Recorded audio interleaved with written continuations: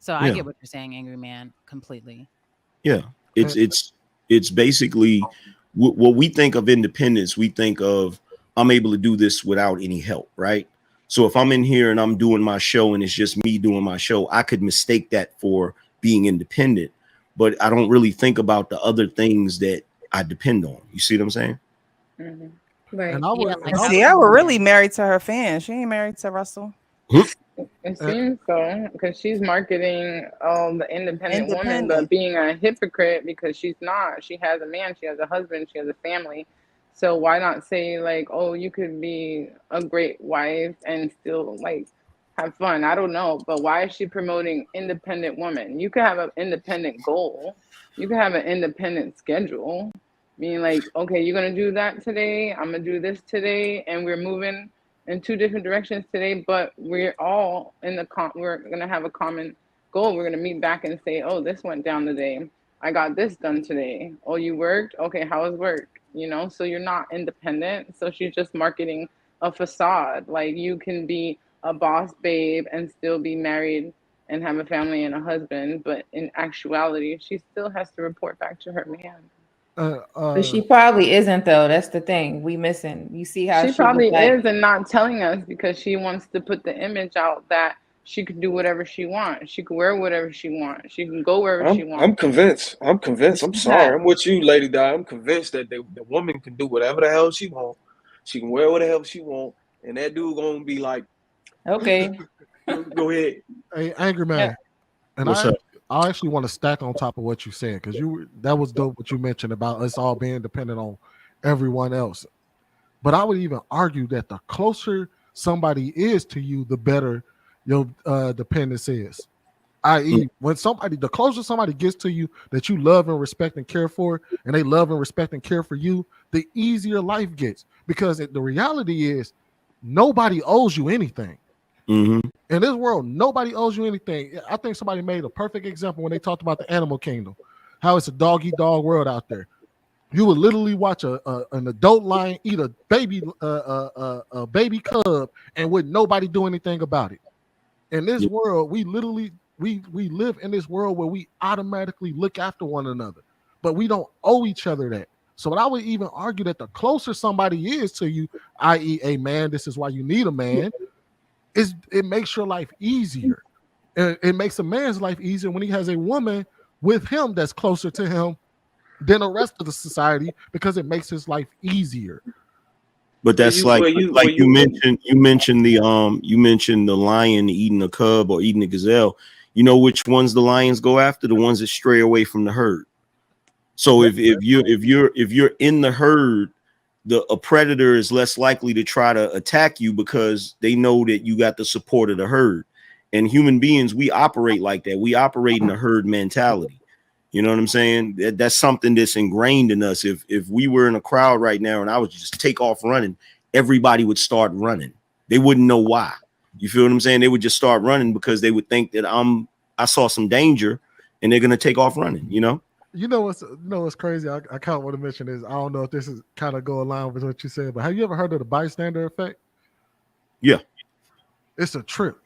yeah, yeah. But it's crazy because that automatically it kind of ties into the fact that we are so dependent on one another that the bystander effect is a negative thing. Like every last one of us assume somebody else gonna handle it.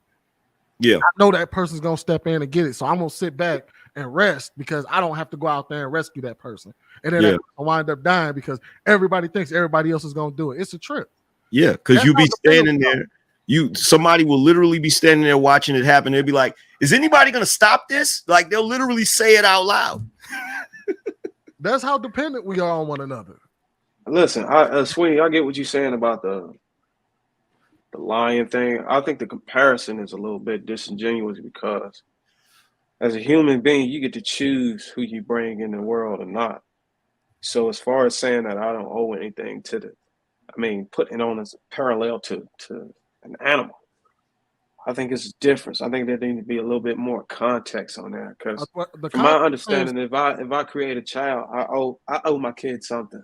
You get what I'm saying? hold on, wait. The context is if we lived in a society where we were truly felt independent and all we cared about truly was ourselves, then we would be the animal kingdom.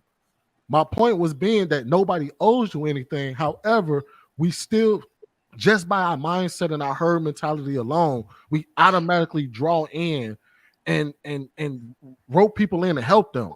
Because if we truly live this mindset where I don't care what nobody else think is my truth, I only care about me, we would literally be the animal kingdom that watch another person murder and eat a baby. My bad for the algorithm. That would watch somebody delete and eat a baby right in front of us, and we'd just keep walking. Yeah, but we are doing that in a sense. It might not be directly how you painted it, but in essence, that's actually what's going on in our world. That's not We're true. literally sitting. Somebody cares. Somebody. You might not be specifically, but we as a nation, as human beings, are sitting here watching people, a certain level of people, whether it's social economic status or whether it's a race, obliterate a lower social economic status of people or a lesser race in front of our own eyes and not doing anything about it. But while that is true, you're still doing it for somebody else. One nation can go in and obliterate another nation. True. But that nation is doing it for a reason. Because they have a group of people that they give a damn about that they're doing it for. So yes, I can war with you, and man, you can war with one another, but the reason why I do it is because I have a nation of people behind me that depends on me to beat you. And you have a nation of people behind you that depend on you to beat me. And that's the reason why I said that Black people don't have a community, because we don't have nothing behind us. So a race of women, a race of Black women specifically, can sit here and, like we had a conversation last Thursday, willingly have the knowledge that the children will suffer without a father in the household and will deliberately continue to elect. I think those were your term that you really killed the panel with that. Elect to be single mothers, knowing the destruction that it will cause to the future of the children. So knowing that and still continue to do it. A lot of the reason why they do that is because there's other systems that they can depend on. Yeah, that they feel supersedes the father. Because let's keep it a bean. I'm glad you said feel, because it ain't.